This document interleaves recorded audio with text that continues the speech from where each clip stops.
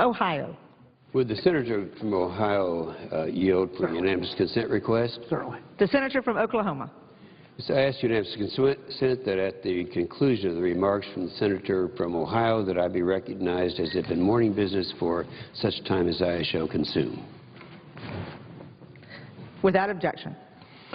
Thank you, Madam President. I'm pleased to work with Senator Inhofe on this. Thank you, Madam President.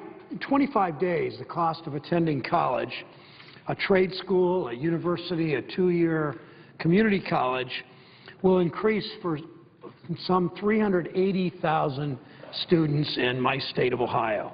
It's because without congressional action, something we have tried, which we have tried to fix repeatedly on the floor of the United States Senate, without congressional action, interest rates for Stafford loans are scheduled to double on July 1st.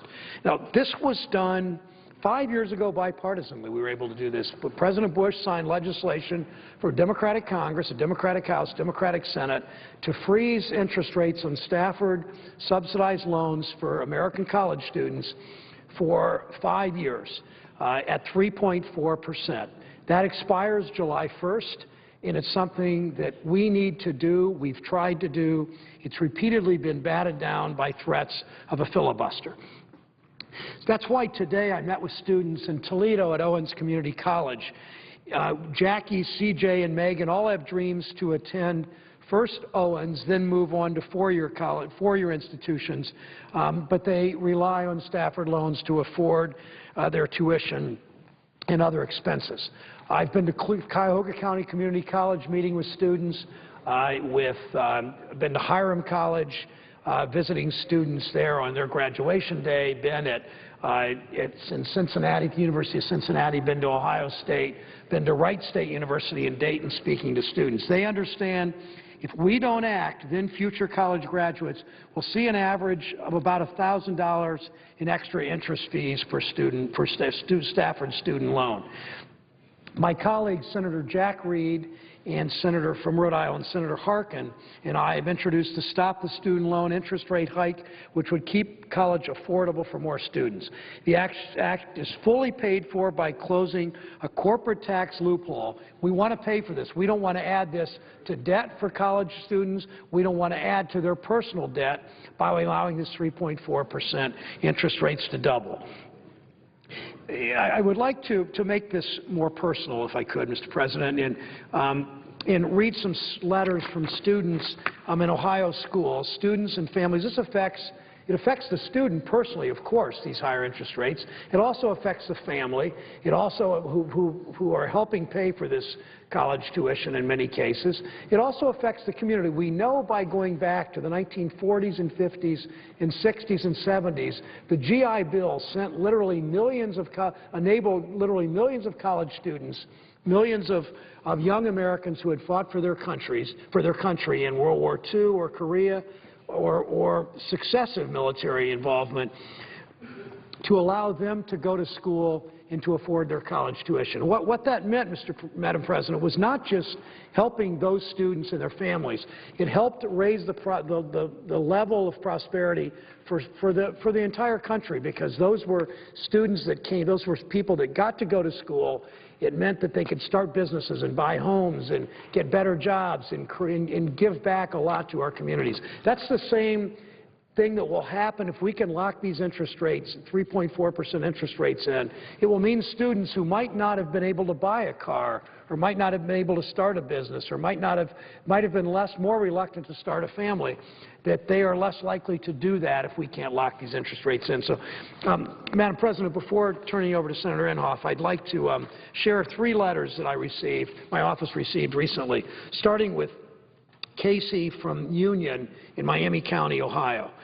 Miami County is just north of Dayton. Going to college was not a question for me. There was an unspoken understanding that would happen. Unfortunately, my parents couldn't afford to pay for all of their children, particularly after we faced foreclosure in 2007.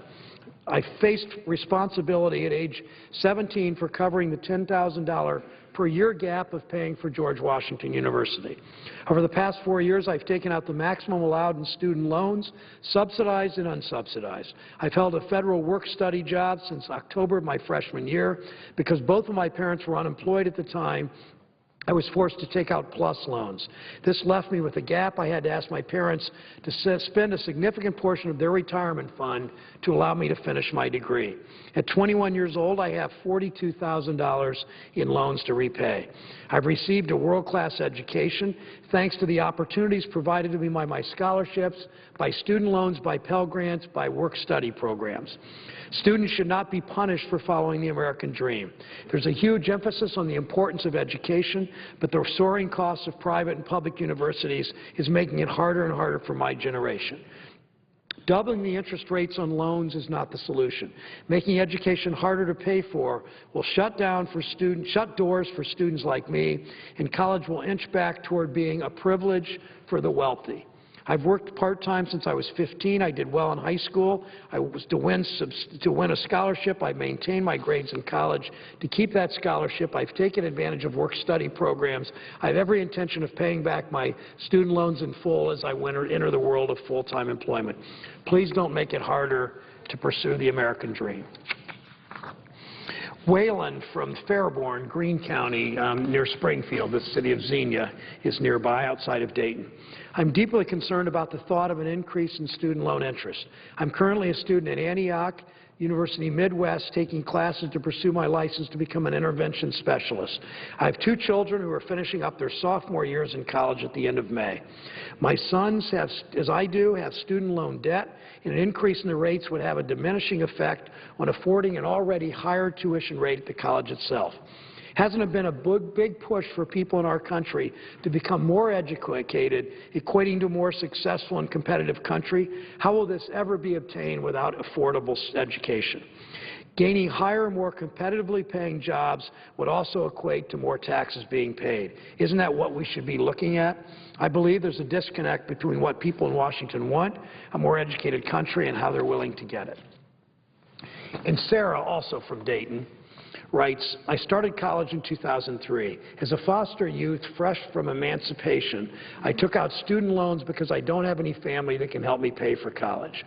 9 years, 2 Bachelor of Arts degrees, 1 in criminal justice, the other in education, and an almost complete Master of Arts degree. Not only am I $100,000 in debt, I'm still unable to find a job. Since I'm overqualified for jobs at places like McDonald's, who take one look at my application and reject it, and underqualified for positions using either of my degrees, I'm forced to look outside of Ohio for jobs that will allow me to at least use my 1 to 2 years of secretary experience so that I have a salary to start paying on these loans. My student loans hinder not only my ability to possibly finish my master's degree, but also to potentially purchase a home and find a position near my family. When I graduate, I'll not be able to move back home since my parents, so I will find a position outside what I went to school for, and probably for minimum salary or even minimum wage, just so I do not end up homeless. I may have to look overseas to find work. I have hopes the government will see stories like mine from people who have risen above their circumstances, are unable to go to college to make their lives better, and not just be statistics and actually do something to help us. Madam President, I think these stories obviously speak for themselves. We are leaving our children, we're certainly leaving them with far too much debt. 10 years ago, we had a budget surplus until this government, the House and Senate, and the President in the last decade made terrible mistakes and blew a hole in the federal budget. We don't want to leave them also the debt, increased debt for student loans, because when I graduated from college 35 years ago and my wife graduated, my wife was first in her family to go to college, to Kent State University, she graduated with almost no debt. And even though her family wasn't really able to help her much because state government was more involved, federal government was more involved, and tuition was lower. And it's a moral question to me to make sure we can freeze these interest rates. We have no business saddling more debt, a more onerous debt burden on the young men and women in our country. Madam President, I yield the floor.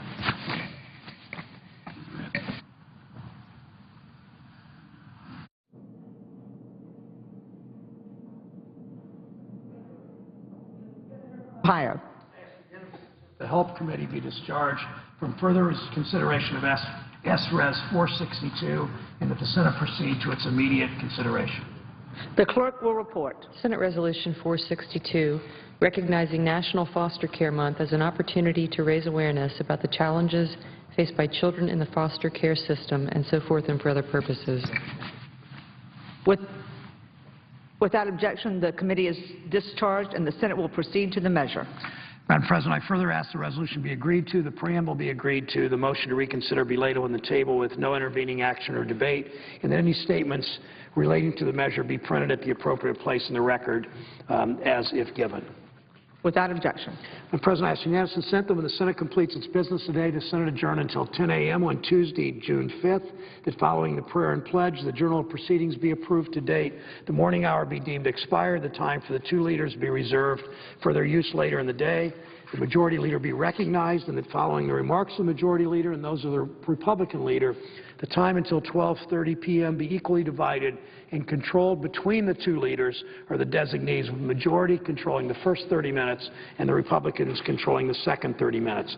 Further, the Senate recess from 12:30 p.m. tomorrow until 2:15 tomorrow to allow for the weekly caucus meetings. Without objection.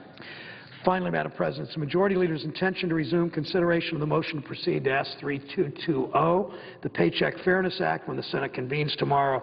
2:15, there will be a cloture vote on the motion to proceed to the Paycheck Fairness Bill. And, Madam President, if there's no further business to come before the Senate, I ask that it adjourn under the previous order following the remarks of the senior senator from Oklahoma, Senator Inhofe. Without objection. Madam President. The senator from Oklahoma. First of all, let me thank the senator from Ohio for allowing me to interrupt him for my unanimous consent request. This month, the United States Senate will have the opportunity to put a stop to the second most expensive EPA regulation in history. The rule known as utility MAC is kind of confusing. Let me kind of share with you what it means. MAC, and you better learn it now because you're going to hear it more and more. It's M-A-C-T. That means Maximum Achievable Control Technology. In other words, the EPA comes along and makes a regulation where there is no technology that will accommodate the rule. So that's what it's all about, and that's why the Obama EPA calls it so that people won't know what it is and how much it costs. It's the first step. We're talking about utility MAC. It's the first step to kill coal in the United States. Right now, we in this country depend upon coal for 50% of our electricity, and you can just imagine what will happen to your energy costs as well as millions of lost jobs. I've introduced a resolution to kill it. By voting for my resolution, SJR 37, members of the Senate can prevent the Obama EPA from causing so much economic pain for American families. It requires only a majority vote in the Senate and the House. Then it would have to be signed by the President. People would say, well, why would the President sign a bill that would stop his EPA from overregulating? I would suggest to you, Madam President, that right before an election, he doesn't want to go on record as causing that many job losses and that much damage to our economy.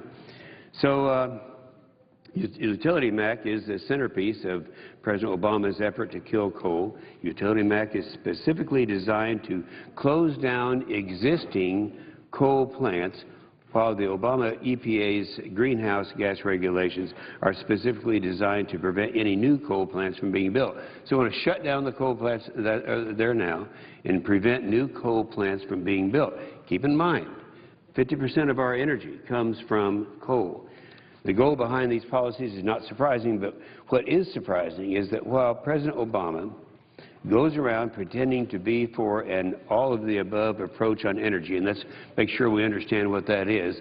An all-of-the-above approach was the Republicans' idea. It was we're for all of the above. We're for nuclear energy, we're for fossil fuels, coal, gas, oil, renewables, solar, everything else. So that's what all of the above means.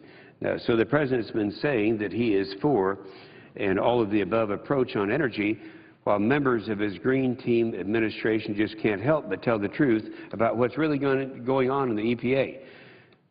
Madam President, you remember several weeks ago, I came to the Senate floor to bring attention to a video of EPA Regional 6 Administrator Al Armendariz, admitting that the EPA's general philosophy is to crucify and make examples of oil and gas companies.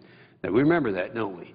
He had said, and it was on a video, we used his voice with himself speaking to a group of people, including giving advice to those who were subordinates to him. He said, you got to do what the Romans did years ago. When they go around the Mediterranean, they go into the different countries in Turkey, and they would crucify the first 5 people that they would see and left them on a cross dangling to die in order to get them to submit to him. Well, today, I'd like to highlight another video. It's a video the EPA Regional 1 Administrator, Kirk Spaulding, admitted that the Obama EPA consciously and deliberately made the choice to wage war on coal. Now, I'm going to quote exactly what he said so everyone can have the full effect of it. And this is a quote. He said, "But know right now, we are struggling. We are struggling. We're struggling because we're trying to do our jobs. Lisa Jackson has put forth a very powerful message to the country just 2 days ago, the decision on greenhouse gas performance standard, and saying that basically gas plants are the performance standard, which means if you want to build a coal plant, you got a big problem." That was a huge decision. You can't imagine how tough it is. I'm still quoting Kurt Spaulding. You can't imagine how tough that was, because you've got to remember that if you go to West Virginia, Pennsylvania, and all those places, you have coal communities who depend on coal. And to say that we just think those communities can just go away, we can't do that. But she had to do what the law and the policy suggested, and it's painful every step of the way, unquote. Again, I'm quoting the Region 1 Administrator, Kurt Spaulding, in a statement that he made. That's an exact quote. And let me repeat the key part of Administrator Spaulding's quote, just for emphasis. He said, quote, "If you want to build a coal plant, you got a big problem." Even more stunning, he's admitting that the Obama EPA decision to kill coal was painful every step of the way because West Virginia, Pennsylvania, and all the coal states depend on coal development for their jobs, their livelihoods. I had occasion to be in West Virginia and in Ohio and see and to speak face-to-face with people who are third, fourth generation workers in the coal mines. Those people were scared to death that coal would be killed. And here it is in front of us right now. And they're going to kill coal anyway. Trust me, Administrator Spaulding and President Obama, it's far more painful for those who will lose their jobs and have to pay skyrocketing electricity prices than it will be for you. Spaulding's statement that, quote, "if you want to build a coal plant, you got a big problem," reminds us a lot of President Obama's own statement about coal in 2008 when he wasn't so afraid to explain his real intentions. Remember, he said, and this is a quote by the President, 2008, he said, "if you want to build a coal-fired power plant, you can. It's just that it will bankrupt you," unquote. That was 2008. Sure enough, he's bringing that to a reality. He's making every effort. Of course, this war on coal comes from the same administration that put the Crucify Them Administrator Armendariz in charge of the biggest oil and gas producing region in the country. In fact, EPA's crucifixion philosophy is so obvious now that even the somewhat left-leaning Washington Post said that the Obama EPA is, quote, "earning a reputation for abuse," unquote. But I think Kim Strasso of the Wall Street Journal put it best when she said that Armendariz was, quote, "a perfect general for Mr. Obama's war against natural gas and on the front lines of President Obama's battle to end fossil fuels and affordable energy." At this most recent video of Region 1 Administrator Spaulding confirms there are plenty of green generals like Armendariz going into battle for the Obama EPA. We have several more videos of EPA officials making similar statements, but I'm not going to talk about them tonight. I will talk about those at a later date, because today I would like to focus my remarks specifically on President Obama's war on coal and what members of this body will choose to do about it. The fundamental question before the United States Senate will be whether my colleagues will have the courage to stand up to President Obama and put the brakes on his abusive, out-of-control EPA that has openly admitted, quote, if you want to build a coal plant, you've got a big problem. Or if they're going to stand with President Obama and his administration's Crucify agenda. One of the most interesting and telling aspects of President Obama's disingenuous attempt to rebrand himself as a supporter of fossil fuels is that he never mentions coal. He doesn't even pretend. In fact, up until very recently, President Obama's campaign website had a section devoted to the president's goals for every energy resource except coal. Only after facing intense criticism and disappointing primary results in coal states, which just happened recently, I think we're all aware of that, the Obama campaign attempted quietly to add a clean coal section to its site. Well, apparently President Obama's definition of clean coal is no coal. In his 2013 budget request, the president cut funding for coal research and development at the National Energy Technology Lab by nearly 30%. This is at the same time EPA has proposed greenhouse gas standards for coal-fired power plants that require carbon capture and sequestration. We refer to that as CCS. It's a technology that is not ready to operate on a commercial scale. So on one hand, we have Obama issuing standards in which utilities can't comply without using CCS. On the other hand, we have him handicapped in that very technology. In other words, what he's saying is that we have emission standards for coal technology where there is no technology there. There are standards required for emissions where there is no technology that will accommodate that request. Now, we're going to see it in other areas too, but this is coal. And I'm concentrating just on coal tonight. After cap-and-trade was thoroughly rejected by the American people and defeated in a Democratic-controlled Congress, President Obama promised that he wouldn't give up in his efforts to stop coal development. He also said, quote, cap-and-trade was just one way of skinning the cat. It was a means, not an end. I'm going to be looking for other means to address this problem. And he has found other ways to skin the cat by imposing regulations that have exactly the same effect of killing coal. I don't have time to go into every action EPA is taking, but I would like to highlight a few of the key coal-killing regulations. Front and center, of course, is Utility MAC. Utility MAC is a rule with such strict standards they can't be met, which means that along with EPA's other air rules, up to 20% of America's coal-fired capacity will be shuttered and around 1.6 million jobs will be lost. That's initially. Now, you carry that on through, considering that coal supplies 50% of our energy in this country, it's going to far exceed that. But starting off with, 60% of America's coal-fired capacity will be shut down. Utility MAC's price tag is second only to the Obama EPA's greenhouse gas regulations, which are designed to prevent any new coal plants from being built in this country, like the Waxman-Markey cap-and-trade bill. These regulations will cost $300 to $400 billion a year and destroy over 2 million jobs. It may even cost more if the courts throw out the EPA's tailoring rule. It kind of gets into the weeds. It's a little bit complicated. But what they're attempting to do would be to do through regulations what they were unable to do through legislation. We had several bills over a 12-year period to try to impose cap-and-trade. Well, that cap-and-trade cost would be $300 to $400 billion. And the tailoring rule is one where if they do it through regulation, I'm talking about the EPA doing the same thing, impose tax, cap-and-trade on the American people. It's not going to cost just $300 to $400 billion a year. It's going to be far more because it's going to have to reach the standards of the Clean Air Act. And that would be regulating those emitters with 250,000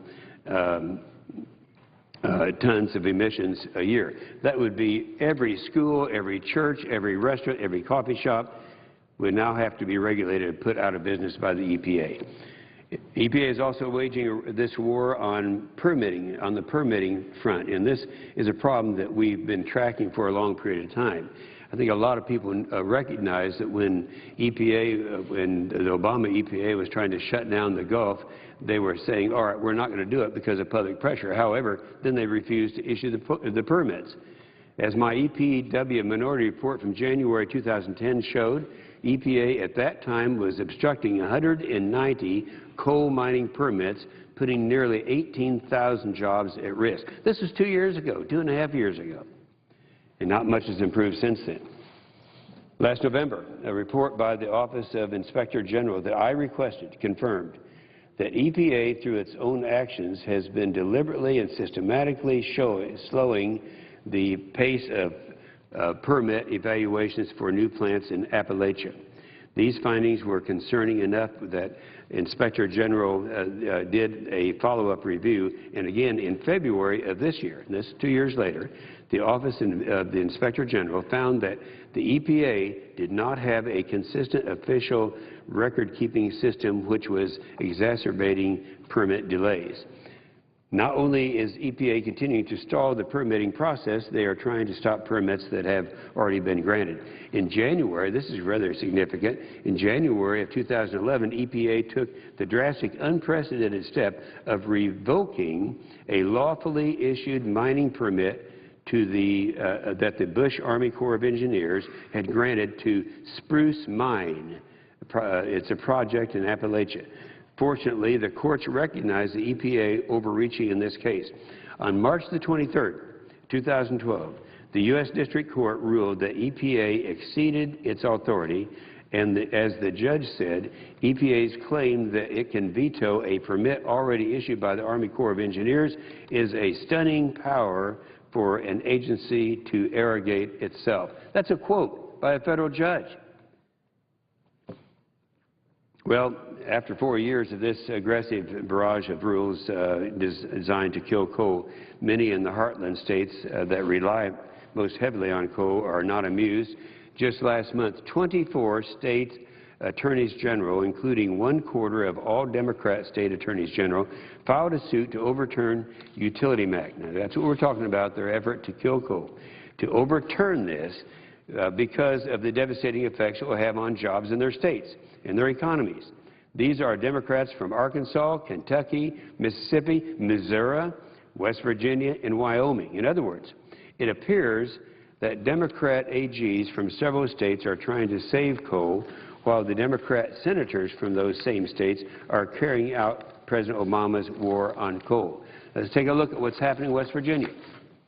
The state government just sponsored a 3-day forum last week on EPA's war on coal. This is in West Virginia. Larry Puccio, who is the Democrat Party chairman in West Virginia, said, and this is a quote, he said, quote, "A lot of folks here have real frustration with this administration's stance on coal and energy." Also recently on a West Virginia radio show, Cecil Roberts, he's the president of the United Mine Workers of America, famously said on that show that EPA Administrator Lisa Jackson, quote, "shot the coal industry in Washington just as the Navy SEALs shot bin Laden." As Roberts expanded, quote, now this is the president of the United Mine Workers, quote, "We have been placed in a horrendous position here. How do you take coal miners' money and say, let's use it politically to support someone who EPA has pretty much said, you're done?" Now, it doesn't get any stronger than that. And these are all Democrats. Let's not forget that West Virginia is the state where President Obama lost several counties in a primary to a convicted felon just not long ago. Kentucky, workers in Kentucky, they're also weighing in. As Politico Pro reported, President Obama lost an uncommitted vote in 38 counties representing the Kentucky Coal Coalition and won just 44% over 49,000 votes. He only carried 14 of the 38 coal counties and overall carried the state as a whole with just 58% of the vote. In Arkansas, President Obama won a primary with less than 60% of the vote. In Ohio, it's the same story. When President When Vice President Biden visited the state recently, he was faced with over 100 workers who will lose their jobs because of this administration's aggressive regulatory regime. Their message to the Obama administration: stop the war on coal. These states have good reason to be concerned. Let's take a look at how utility MAC will impact some of the most coal-dependent states. Arkansas, 40% of electricity produced by coal. Louisiana, 9th cheapest electricity in the nation, $100 million in payroll. Michigan, 60% of the electricity produced by coal, 10th in the coal use. Missouri, this is a big one here. Missouri, 80% of the electricity is produced by coal, 6th in the coal use. Montana, 60% of its electricity, 5th in coal production. North Dakota, 85% of the electricity is produced by coal, 9th in the coal production. Ohio, it's a big one. 85% of electricity, more than 19,000 jobs are at stake. This is because of this utility MAC that we're looking at.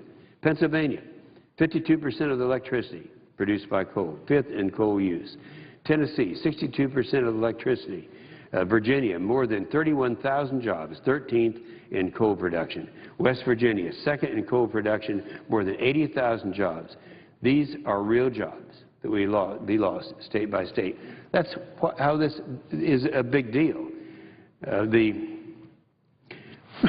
Now, I'd like to take a moment to go into detail as to why a utility MAC would be so devastating. Just put this rule in perspective. Even Democrat Representative John Dingell, he's been there for many years. I served with him over in the House years ago. He was the author of the Clean Air Act amendments. He said utility MAC is, quote, unparalleled in its size and scope, and it presents a set of new regulations with possible wide-reaching impacts by the way our country generates and consumes electricity. That's John Dingell over in the House of Representatives, a Democrat. Utility MAC has an unprecedented price tag. EPA puts the cost of their rule at nearly $10 billion a year. Now, it's interesting because no one else is that low. It's other sources projected it will cost considerably more, making it the second most expensive rule in the agency's history. This is second only to global warming cap and trade, which would be about a $300 to $400 billion tax increase. Now, can you believe it? This tax increase would cost the average. I did some calculating. I always do this because in my state of Oklahoma, when we start talking about billions and trillions of dollars, I like to see how is this going to affect our families in Oklahoma. A $300 to $400 billion tax increase, which is what it would have been if they had been successful in passing cap and trade, and what it will be if they do it by regulation. Can you believe it? This tax increase would cost the average family that pays federal income tax in my state of Oklahoma over $3,000 a year. And, of course, you don't get anything for it, because even Lisa Jackson, Obama's administrator of the EPA, admitted that if you pass cap and trade, it's not going to reduce our overall emissions, because the problem isn't here in the United States. It's in Mexico. It's in China. It's in other countries around the world. Now, the utility MAC we're talking about today would tax each family over and above cap and trade. Further, the rule will shut down 20% of America's coal-fired power capacity. This will inevitably result in higher electricity prices for every American. Simply put, it's a supply and demand situation. I think we all understand that. I don't think there's a person who is within earshot of me anyway that didn't learn back in grade school and elementary school what supply and demand means. It means if you shut down the coal plants, your energy that's remaining is going to cost a lot more. It's not just me saying this. As the Chicago Tribune reported on May 18th, they said, quote, in 2015, electric bills are set to be about $130 more than they are today. Now, I'm talking to everyone out there who has electricity. The electric bills are set to be about that much more. The Chicago Tribune went on to say that prices have already significantly risen in the heartland. To quote this article again, quote, prices were higher in northern Ohio and the mid-Atlantic region at $357 per megawatt and $167 per megawatt, respectively. Now let's look at the jobs. Utility MAC and other EPA regulations on electric power sector have resulted in over 24,000 megawatts of announced power plant retirements located in the 50 states. According to the National Economic Research Associates, Utility MAC will destroy between 180,000 and 215,000 jobs in 2015. And with others, the EPA regulations on electric power sector, the economy stands to lose approximately 1.65 million jobs by 2020. Well, the manufacturers will be particularly hard hit due to their reliance on low-cost electricity and because of their dependence on natural gas as a raw material, as both electricity rates and natural gas prices increase. According to Nucor Steel, a 1% increase in electricity rates will cost the firm $120 million. These extra costs would endanger 1 million manufacturing jobs outside of the coal and utility industries. Utility MAC will also have a negative ripple effect. Just to bring up one example, in Avon Lake, Ohio, the closure of a local GenOn power plant will cost the school system 11% of its budget annually. Besides the 80 high-quality jobs lost at the plant and many indirect job loss in the community, the city will have fewer resources for its paramedic, its firefighters, its schools, and everything else. This story will be replicated in communities across the country.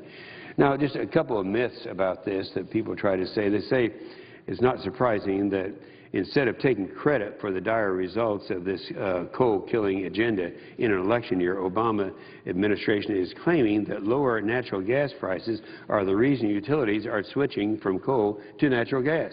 Absolutely wrong. There's one problem with it. While President Obama poses in front of the pipelines in my state of Oklahoma pretending to be a friend of oil and natural gas, he is giving marching orders to his administration to do everything possible to end hydraulic fracturing. Well, we'll get back in the weeds a little bit here. Hydraulic fracturing is a process that is used to get oil and gas out of tight formations. In fact, you can't get 1 cubic foot of natural gas out of a tight formation without using hydraulic fracturing. Now, that process I'm pretty familiar with, Madam President, because that was started in my state of Oklahoma way back in 1949, and there's never been a documented case of groundwater contamination by using hydraulic fracturing. This is what he's trying to do, is to kill the oil and gas by doing away with with hydraulic fracturing. Remember, I mentioned earlier, Armendariz was the only one who was caught on tape admitting the EPA's general philosophy was to crucify and make examples of oil and gas companies, specifically targeting hydraulic fracturing. If the crucifixion scandal isn't enough of a revelation in this war on natural gas, remember that the Sierra Club, which recently gave the President its most enthusiastic endorsement, just rolled out its newest campaign called Beyond Gas, a spinoff of its decade-old campaign Beyond Coal. It was 10 years ago that they talked about. The Sierra Club said Beyond Coal. There was a campaign to phase out coal-fired power plants. As Sierra Club Executive Director Michael Brune explained, and I'm quoting again, as we push to retire coal plants, we're going to work to make sure we're not simultaneously switching to natural gas infrastructure.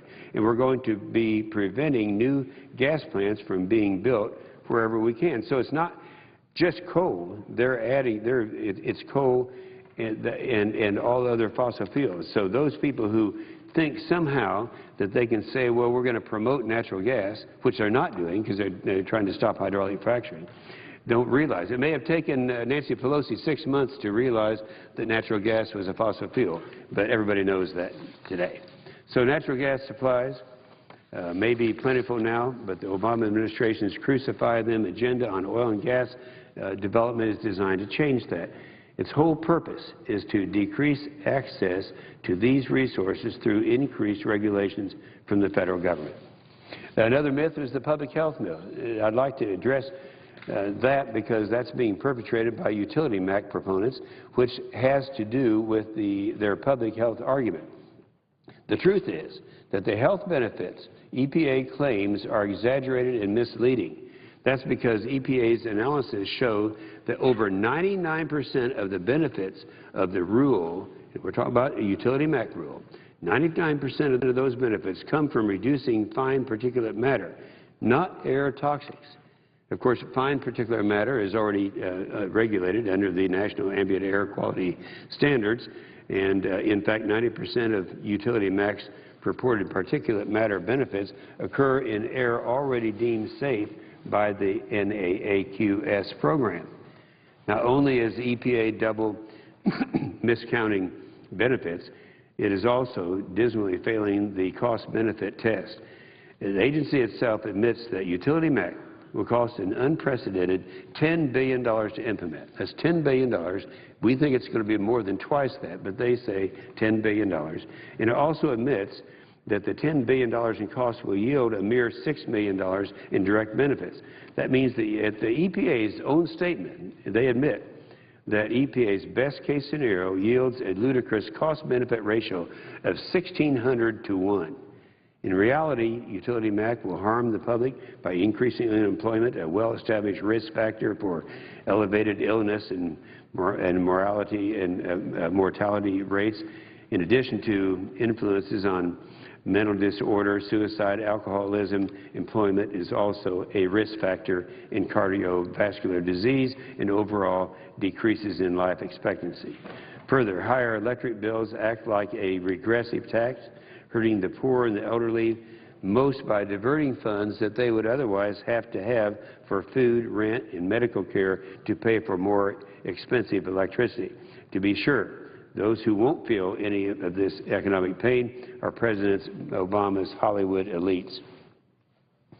Well, I know that my environmental friends are saying they're already accusing me of allowing mercury going into the air, so today I would like to remind them that it was the Republicans who first put forth a real plan to reduce mercury emissions from power plants. In 2002 and 2003, Republicans were a majority. I, at that time, was the chairman of the committee that had regulation over the air, and we were working to pass the Clear Skies Bill, which was the most aggressive initiative in history to reduce emissions of sulfur dioxide, nitrogen oxide, and mercury, SOx, NOx, and mercury. In fact, this bill would have reduced mercury emissions by 70% by 2018. So in just 6 years from now, we would already have had a 70% reduction in what I call real pollutants, SOx, NOx, and mercury. Now, what happened? Why did it fail? It failed because they wanted to include greenhouse gases. They wanted to include CO2, and at the expense of losing those reductions that were mandated in SOx, NOx, and mercury, they said, well, we can't have CO2. We don't want it at all. So why did Clear Skies fail? In 2005, then Senator Obama served with me in the Senate Committee on Environment and Public Works, and it was his vote that killed the bill. As Senator Obama himself admitted, and I'm quoting now, this is Senator Obama. He said, I voted against the Clear Skies bill. In fact, I was the deciding vote despite the fact that I'm a coal state. He represented Illinois at that time. I'm a coal state, and that half of my state thought I had thoroughly betrayed them because I thought clean air was critical and global warming was critical. That was the then Senator Barack Obama. Clear Skies apparently didn't cause enough economic pain. It reduced real pollutants. It didn't address President Obama's pet cause of climate change. It did not achieve the goal they really want to impose, that is, ending coal. So now, instead of having a reasonable and effective mercury reduction plan already in place and working for the American people, President Obama wants to implement EPA's utility MAC in order to kill coal. The bottom line is that we still need coal, and all of those who dream of doing away with it will not be able to escape the reality that coal will continue to provide much of our electricity for the foreseeable future. So we need to be implementing policies that improve air quality without destroying coal and millions of good American jobs and imposing skyrocketing electricity costs on every American. And that's why my resolution to stop utility MAC is so crucial. Contrary to what critics are saying, this resolution does not prevent the EPA from regulating mercury under the Clean Air Act. It simply requires the EPA go back to the drawing board to craft a rule in which utilities can actually comply, a rule that does not threaten to end the coal in America and American generation, but helps utilities to reduce emissions without having to shut their doors. The House, led by Congressman Fred Upton, recently passed a bipartisan regulation to rein in the Utility Act, with 19 Democrats supporting the measures. So now it's time for the Senate to act. I'd like to remind my colleagues that this resolution will likely be the vote on coal for the year. So this is our chance, our one chance. Many of my Democrat colleagues have gone on record saying that they want to rein in the Obama EPA. The senior senator from Missouri is one of them. She said back home that she is determined to hold the line on the EPA. Does that mean she and other Senate Democrats who have made similar statements will vote to stop the centerpiece of Obama's war on coal? Apparently not. Today I've talked a lot about Utility Act. Let's be sure we understand what it means. One more time. Utility Act is a rule by the EPA to end coal in America and cause electricity rates to skyrocket. That was a statement that even the President said that the electric rates would skyrocket. My resolution, SJR 37, will allow elected members of the Senate to stop the Obama EPA. It's as simple as that. You know, I can remember when we passed the CRA, the Congressional Review Act. It was really kind of interesting because the Congressional Review Act was one that they recognized that sometimes we get out of control EPAs and other parts of the administration. And so if it's something where you get a simple majority of members saying this is outrageous, we need to stop it, we can do it by passing a CRA, Congressional Review Act. That's what SJR 37 is, and that's our only chance to stop this. Simple as that. So the vote on my resolution will clearly demonstrate to the American people which senators will hold the line and stand with their constituents for jobs and affordable energy, and which senators want to kill coal in favor of President Obama's radical global warming agenda that will be devastating to people. To borrow a phrase from Administrator Spaulding, to choose the latter will be painful, painful every step of the way for their constituents, and I hope they make the right choice. So again, I just repeat, this is the last chance you have to stop the administration from killing coal. This is the vote of the year in terms of the effort to stop the killing of coal. With that, Mr. President, I yield the floor and suggest the absence of a quorum. The clerk will call the roll.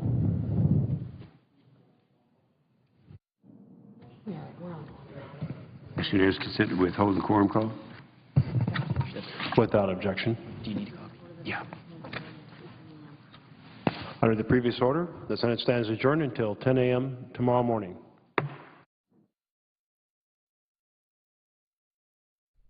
The Senate gaveling out for the day. This afternoon, Senators confirmed Timothy